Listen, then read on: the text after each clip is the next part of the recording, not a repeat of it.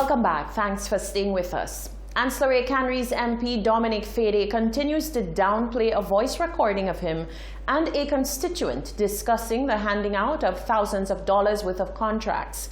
He does not understand what the fuss is about and says it is normal for an MP to seek out opportunities for constituents.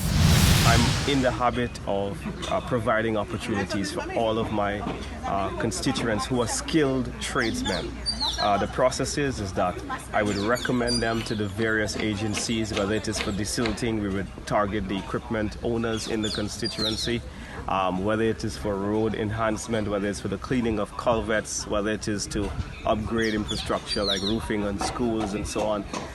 It is a normal practice of a parliamentary rep to make recommendations because the agencies are usually in contact with you, asking you for skilled tradesmen and small contractors in your area. The recording generated much buzz on social media, with some likening it to quid pro quo and buying of votes. But the MP says this is not the case. Regional forecasters say they expect some drought relief over the coming weeks as the wet season, which largely coincides with the Atlantic hurricane season, starts on Monday. They have, however, presented two undesirable scenarios that include significant heat stress and high flood potential for the region. In its Wet Hurricane Season 2020 Caribbean Climate Outlooks Forum, held virtually on Wednesday, the Caribbean Institute for Meteorology said that between June and August, drought relief is expected across the region. The agency says in the short term through June, the drought relief is expected to affect soil moisture, small streams, and small reservoirs. Slower, long-term drought relief will affect groundwater, very large rivers, and water reservoirs. However, even as the Caribbean can expect some relief from the drought, which has resulted in water emergencies in some countries, like St. Lucia, and extensive rationing in others, forecasters said that heat discomfort will increase towards August. In related news, an above-normal 2020 Atlantic hurricane season is expected, according to forecasters with the National Oceanic and Atmospheric Administration's Climate Prediction Center.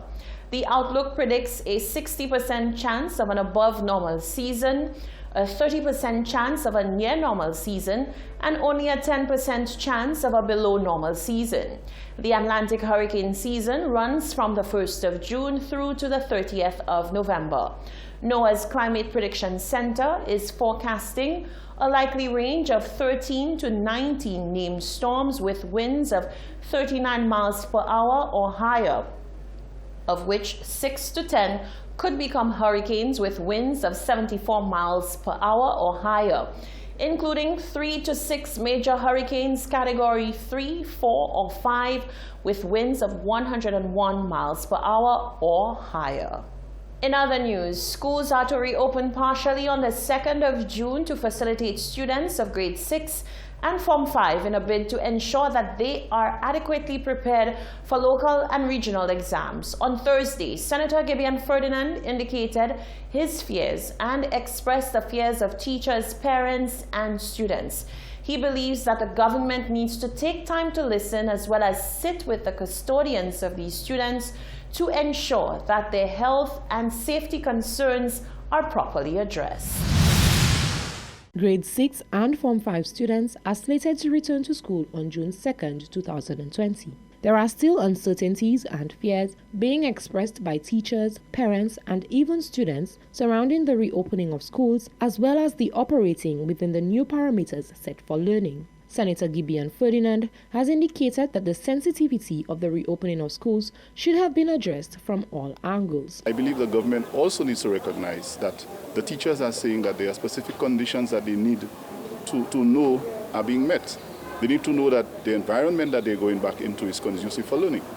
And if that is not so, we definitely, even if we put the students and the teachers back into the schools, if the environment is not conducive, the 25 questions that the unions referred to, if these are not addressed, then even if you put everybody back in the schools and you say you have school, you're not going to get the best out of the people you're not going to get the best out of the students. Ferdinand says, in this case, the best decisions have to be taken on behalf of the students, as they will be required to possibly prepare for exams in a highly stressful environment. However, he believes that the concerns raised by teachers should not be ignored either, as it will take team effort to ensure this initiative is successful. It's a situation where both parties have to do what is best in the interest of the stakeholder. The main stakeholder here is the student, and the teachers cannot be overlooked because they are the ones who are the custodians, and they have to provide the necessary instruction, guidance, and facilitate these exams. So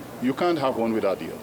Both of them have to work together to ensure that the mutual agreement is there between the parties to give the students the very best chance of succeeding and doing well in these exams. It has been outlined that students are going to be socially distanced in the class setting, masks will be worn, and teachers and students must follow the protocol of washing their hands frequently or making use of alcohol-based hand sanitizer. Reporting for Hot 7 News, I am Genevieve Gonzaga. This is the Hot 7 TV Nightly News. Stay with us. There's more coming up after the break.